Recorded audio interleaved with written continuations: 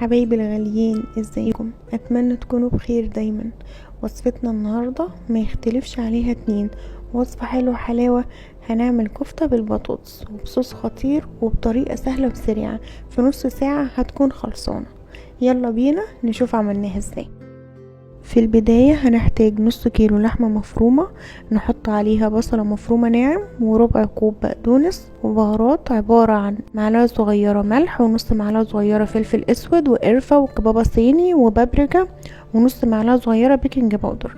نبدأ نعجن الكفتة كويس وطلعوا كل الطاقة اللي عندكم فيها، ونجيب بقى صينية فرن نوزع فيها بصل بالشكل ده، ونعمل صوابع الكفتة ونرصها في الصينية.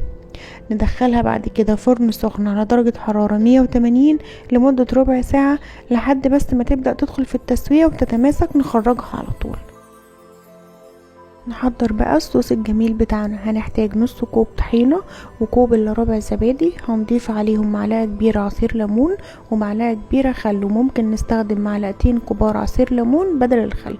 بعد كده نضيف معلقة صغيرة ملح وفلفل اسود وكمون وكزبرة ناشفة وبابريكا وكوبين من المية المغلية.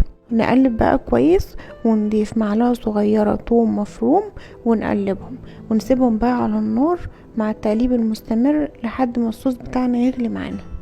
نطلع بقى الكفتة من الفرن ونضيف عليها مكعبات بطاطس محمرة ونحط صوص الطحينة اللذيذ وندخلها الفرن تاني 10 دقايق، ونفتح الشواية لها 5 دقايق كمان عشان تاخد لون ذهبي خفيف وجميل.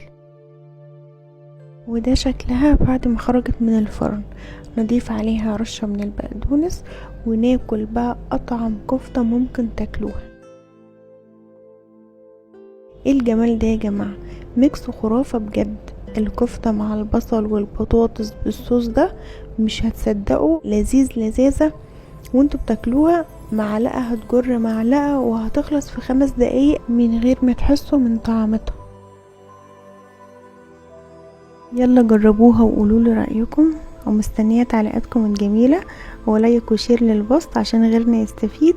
وبألف هنا وشفا مقدما على قلوبكم.